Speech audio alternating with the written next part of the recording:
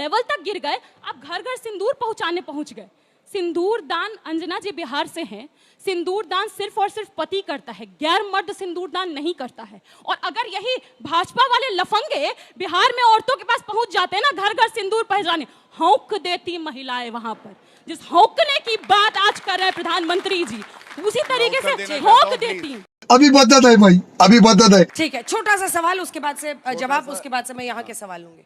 दो सवाल हर हिस्से से लेंगे, आप लोग तय कर लीजिए आपस में, बोलिए। सबसे पहले जो दूसरों को लफंगा बता रही हैं, जो सिंदूर की बात कर रही हैं, पहले लालू प्रसाद यादव के घर में तो देख लीजिए, एक की मांग पे सिंदूर लगाते हैं और दूसरे की बात करते हैं। गुजरात में सिंदूर बीच में मत बोलिए मैडम, बीच में मत बोलिए, माइक नीचे रखिए, माइक नीचे रखिए। ठीक है, मैं आपकी आपत्ति दर्ज करती हूँ।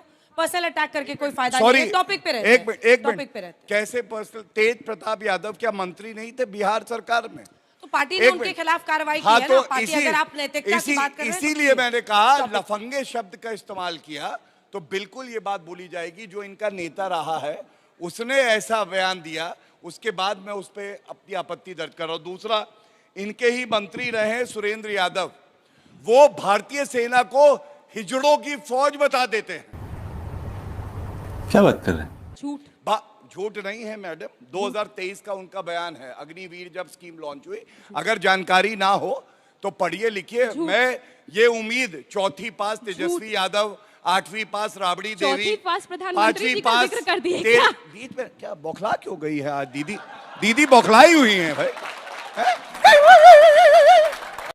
मैं पूछना चाहता हूं कि जब हमारे देश में कोई भी टेरर अटैक होता है और उसके बाद हमारी सेना उसको रिटेलिएट करती है, तो फिर आप लोग उसके सबूत क्यों मांगते हैं? 2016 में बालाकोट स्ट्राइक हुई, पठानकोट स्ट्राइक हुई, आपके हमारे जो इस समय लीडर ऑफ अपोजिशन है उन्होंने भी क्वेश्चंस किए कि हमको सबूत चाहिए। या अभी ऑपरेशन सिंदूर हुआ, इस समय हमारी जो डेलीगेट्स की टीम एक गई है बाहर विदेश में, उस पर भी आप लोग सवाल उठा रहे हैं। तो कांग्रेस ऐसा क्यों करती है? क्या ये देशद्रोही चेहरा नहीं है?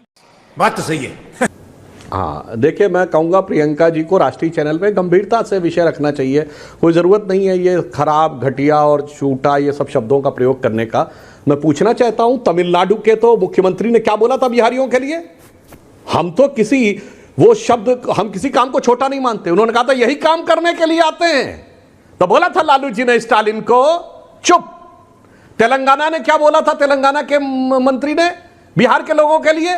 तो बोला था चुप, कांग्रेस के साथ। इसीलिए मैं कहना चाहता हूं, और आपकी पार्टी बहुत बढ़िया है। हम लोग बचपन में थे तो कहा जाता था लालू यादव जी गरीब गुरबा के मुख्यमंत्री हैं, और आज गरीब गुरबा का परिवार बिहार का सबसे अमीर परिवार है,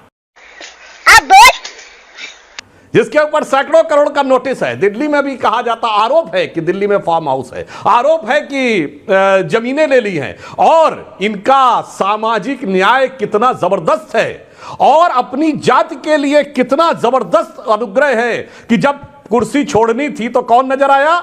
सबसे पहले मेरा साला चलता था, फिर मेरी पत्नी, फिर मेरा बेटा, फिर मेरा दूसरा बेटा, फिर मेरी पहली बेटी, फिर मेरी दूसरी बेटी। खत्म। जातिवाद का चूरन, परिवार को संपत्ति संपूर्ण। बताइए, आपके रामकृपाल यादव जी इतने पुराने लेफ्टिनेंट थे, मीसा भारती के लिए खैट से छोड़ दो सीट। इसीलिए मैं कहना चाहता हूं, परिवार के अलावा किसी को सत्ता दी हो तो बताइए। ये दोनों पार्टियां खड़ी हुई हैं, 30 साल हो गए इन पार्टियों को बने हुए, 35 ईयर्स 1990 से आज तक। राष्ट्रीय अध्यक्ष और मुख्यमंत्री का पद मिलेगा तो किसी यादव जाति के व्यक्ति को नहीं मिलेगा, सिर्फ हमारे परिवार में रहेगा। अन्यथा बता दे, हमने 2 यादव सीएम बनाए, बाबूलाल गौड़ और मोहन यादव। ये दूसरा बना बता दे तो मैं चुनौती के साथ कहता हूं, परिवार के बाहर किसी को कुछ नहीं, से चूरन देना है और सारी शक्ति अपने हाथ में संपूर्ण लेना। सही पकड़े हैं। जय हिंद दोस्तों, जैसा कि वीडियो में आपने देखा, कुछ प्रवक्ता डिबेट में केवल और केवल अपनी बेइज्जती कराने के लिए आते हैं, और ये अपनी बेइज्जती तब तक करवाते हैं जब तक कि इनका खाना हजम ना हो जाए, जब तक इनके दिल को चैन ना आ जाए।